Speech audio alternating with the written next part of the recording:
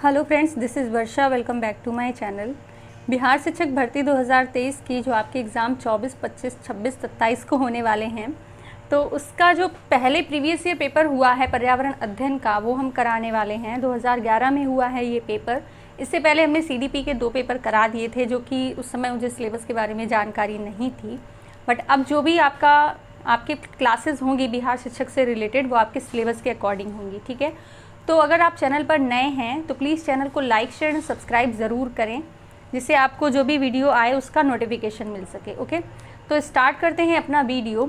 चिपको आंदोलन किस राज्य से संबंधित है? तो ये उत्तराखंड से संबंधित है। 1973 में चिपको आंदोलन की शुरुआत हुई थी उत्तराखंड से, जिसके प्रणेता सुंदरलाल बहुगुणा थे। ठीक है, याद रखिएगा चिपको आंदोलन किससे रिलेटेड है? सुंदरलाल बहुगुणा से। और ये आपका वृक्षों की कटाई के विरोध में शुरू हुआ था। ये आंदोलन वृक्षों की कटाई के विरोध में शुरू हुआ था, याद रखिएगा। निम्नलिखित में से कौन सी एयरलाइन वर्तमान में सेवा में नहीं है? तो ये आपका करंट अफेयर का क्वेश्चन है।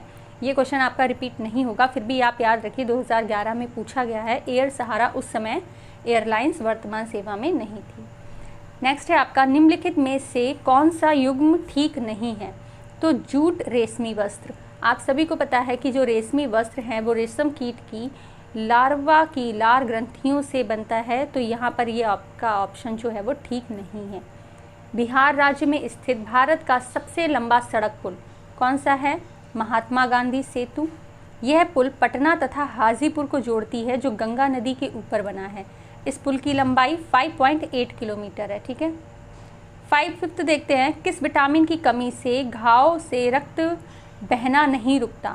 तो आपकी जो विटामिन के होता है उसकी कमी से क्या होता है कि जो ब्लड होता है वो बहता रहता है, और ब्लड में क्या होता है, थक्का नहीं जमता है। विटामिन के का रासायनिक नाम नेफेथिक्विनोन है, याद रखिएगा।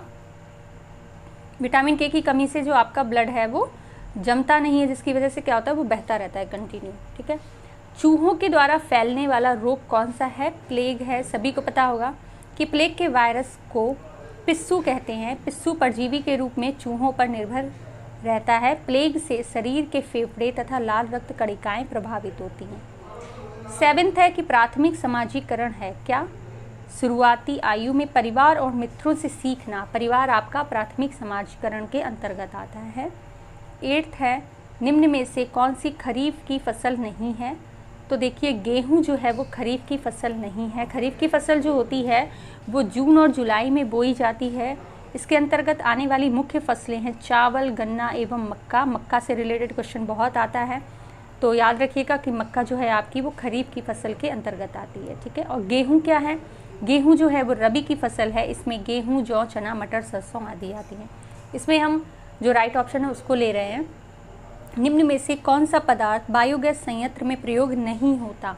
तो खनिज तेल जो होते हैं वो बायोगैस में नहीं होते हैं। बायोगैस में क्या होता है, जैव पदार्थ आते हैं, जैसे कि गोबर है, पशुमल है, मानव मल है, रासायनिक कचरे हैं, आपकी किचन का जो कचरा है, सब्जियां छीलन, ये सारी चीज़ें ये आपके बायोगैस में आती हैं।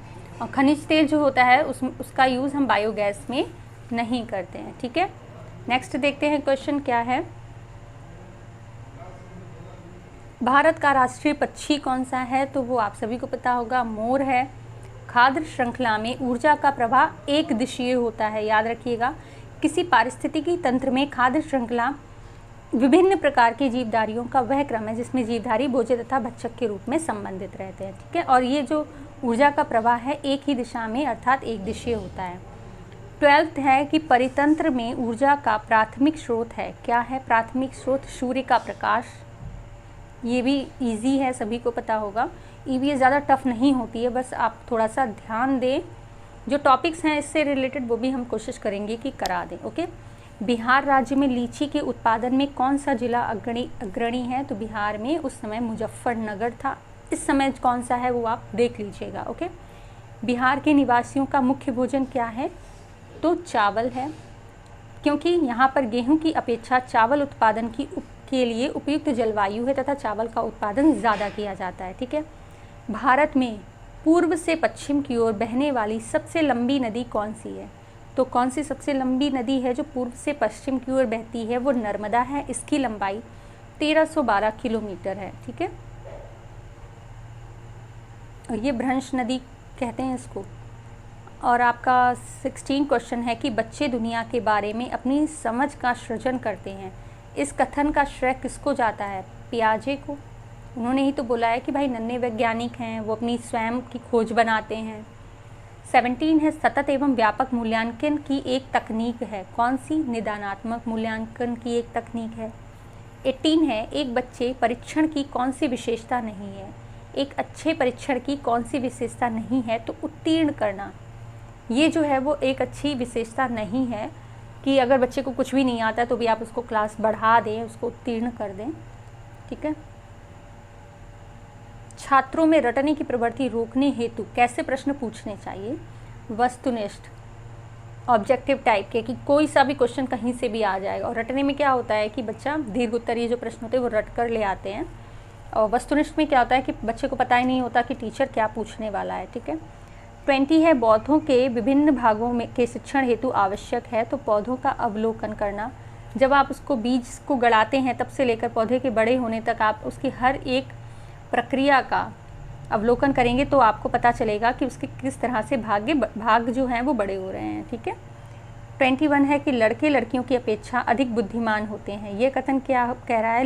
लैंगिक पूर्वाग्रह को प्रदर्शित करता है। ओके। 22 है बिहार राज्य में कक्षा 5 तक पर्यावरण अध्ययन कैसा विषय है? तो समन्वित है। याद रखिएगा कैसा है पर्यावरण अध्ययन? कक्षा 5 तक समन्वित है। पर्यावरण अध्ययन में क्षेत्र भ्रमण का मुख्य उद्देश्य होता है प्रत्यक्ष अनुभव। जो आपने कक्ष में क्लास में पढ़ाया है उसका प्रत्यक्ष अनुभव कराना, ये क्या हो गया? क्षेत्र भ्रमण के अंतर्गत का मुख्य उद्देश्य है। 24 है आपका प्राथमिक स्तर पर पर्यावरण अध्ययन के लिए कौन सी विधि प्रभावशाली है? तो कहानी विधि प्रभावशाली है, जिससे बच्चा क्या होता है थोड़ा सा ज़्यादा ध्यान देकर सुनता है और समझता है। 25 है कि निम्न में से कौन सा एक अभिप्रेरित शिक्षण का संकेत होता है? तो बच्चों द्वारा प्रश्न पूछना। इससे पता चलता है कि बच्चे कितने ध्यान से समझ रहे हैं, जिससे उनको क्वेश्चंस आ रहे हैं किसी चीज़ को कि कहाँ पे ये चीज़ कैसे होनी है। बच्चों द्वारा प्रश्न पूछना जो है वो अभिप्रेरित शिक्षण का संकेत है। 26 है कि निम्न में से कौन सा पर्यावरण अध्ययन का घटक नहीं है? तो सौरमंडल जो है वो पर्यावरण अध्ययन का घटक नहीं है। इसके अंतर्गत आते हैं वायुमंडल, जलमंडल, स्थलमंडल, जैवमंडल आदि कारकों का अध्ययन किया जाता है। ठीक है। सौरमंडल का अध्ययन पर्यावरण अध्ययन के अंतर्गत नहीं करते हैं। सीखने की प्रक्रिया में अभिप्रेरणा क्या है? बच्चों में सीखने की प्रति रुचि का विकास करती है। जब रुचि होगी तभी तो बच्चे के अंदर मोटिवेशन आएगा, तभी वो सीखेगा। 28 है पर्यावरण अध्ययन के लिए आप छात्रों को कौन से चैनल देखने का सुझाव देंगे? तो national geography, discovery, animal planet, ये सारे ही चैनल देखने का सुझाव देंगे। ठीक है, उपरोक्त सभी। 29 है बिहार राज्य हेतु पर्यावरण अध्ययन के शिक्षण के लिए प्राथमिक स्तर का पाठ्यक्रम का निर्माण किसने किया है? तो SCERT ने, आपका जो state council of education research and training है उसके द्वारा पाठ्यक्रम का निर्माण किया है। इसकी जो फुल फॉर्म है वो भी आप लोग याद रखिएगा, पूछ सकते हैं। ठीक है। लास्ट क्वेश्चन है आपका बीज अंकुरण की अवधारणा को पढ़ाने का सबसे प्रभावी तरीका क्या है? यहाँ पर बीज अंकुरण की अवधारणा को पढ़ाने का सबसे प्रभावी तरीका है बीज बोने, अंकुरण के विभिन्न चरणों का अवलोकन करने और उनका चित्र बनाने की गतिविधि को बच्चों का निष्पादित करने के लिए कहना। जब वो बीज को बोने से लेकर उसके बड़े होने तक उसको ऑब्जर्व करेंगे पौधे को, तो वो अच्छे से समझ पाएंगे कि बीज अंकुरण की जो अवधारणा है वो कैसी होती है। तो आई होप कि आपको जो वीडियो है वो समझ में आई होगी। तो इस तरह के और भी वीडियोस हम लाते रहेंगे और कोशिश करेंगे कि जो EVS से रिलेटेड, आपके पर्यावरण से रिलेटेड जो इम्पॉर्टेंट टॉपिक हैं उनको भी कराया जाए। तो चैनल को लाइक, शेयर एंड सब्सक्राइब ज़रूर करें। Thank you so much for watching.